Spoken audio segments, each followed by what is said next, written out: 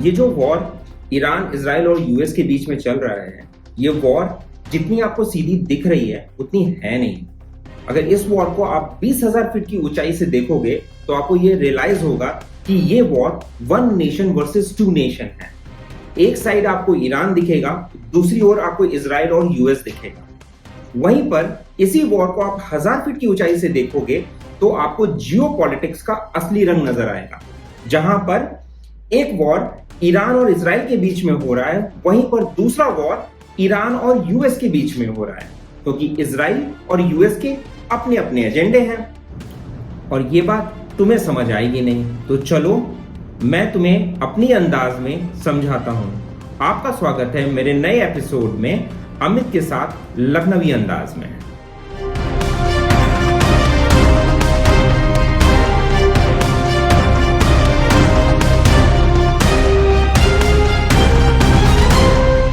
इस एपिसोड को हम दो पार्ट में बांटेंगे। पहले हम बात करेंगे ईरान वर्सेस इजराइल के बारे में, फिर हम बात करेंगे ईरान वर्सेस यूएस के बारे में।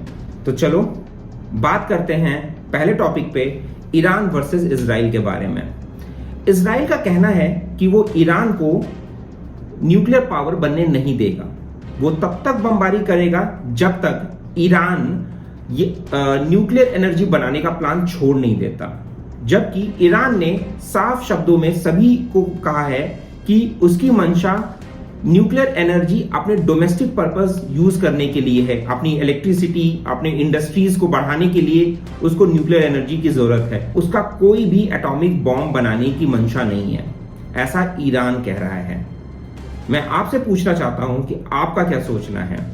आज स्थिति ईरान के विपरीत है, तो इसलिए ईरान ये कह रहा है कि मुझे न्यूक्लियर एनर्जी बनाना है जिससे वो डोमेस्टिक पर्पस के लिए यूज हो सके। हो सकता है आने वाले समय में जब समय ईरान के फेवर में होगा तो हो सकता है उसी न्यूक्लियर एनर्जी से ईरान एटॉमिक बॉम्ब बनाएगा और वही बॉम्ब वो यूज कर सकता है यूएस और इजराइल के खिलाफ। ये स्टोरी आप जितनी सीधी देख रहे हो उतनी है नहीं। अगर आप मिडिल ईस्ट का मैप उठाओ तो उसमें जितनी भी कंट्रीज हैं, ईरान, इराक, दुबई, कतर, इन सभी कंट्री के पास न्यूक्लियर एनर्जी नहीं है। They are not the nuclear power. इस समय मिडिल ईस्ट में सिर्फ एक ही कंट्री है जिसके पास न्यूक्लियर पावर है, वो है इजराइल।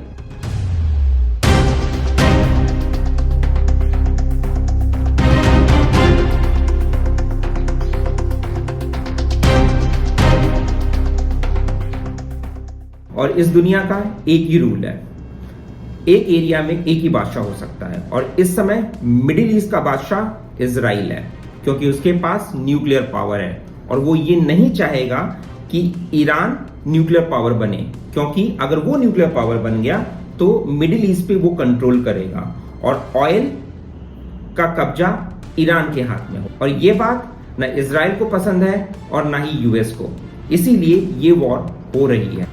इससे पहले आप कोई नतीजे पे आओ कौन सही है कौन गलत है, तो मैं आपको एक बात बताना चाहता हूं। ईरान जो है कई सालों से प्रॉक्सी टेररिस्ट ग्रुप को फंड करते आया है। आपने नाम तो सुना ही होगा, हिजबुल्ला, हमास का। इनको ईरान फंड करता है और फ्यूचर में अगर मान लीजिए ईरान ने न्यूक्लियर एनर्जी बना ली और उसके बाद उसने एटॉमिक बॉम्ब बना लिया, तब हो सकता है कि ईरान ये बॉम्ब इन प्रॉक्सी टेररिस्ट ग्रुप को दे दे और ये प्रॉक्सी टेररिस्ट ग्रुप किसी भी कंट्री पे जाकर ये बम को छोड़ सकते हैं। डोंट यू थिंक दैट उस समय वर्ल्ड डेंजर में होगा? How would you control it?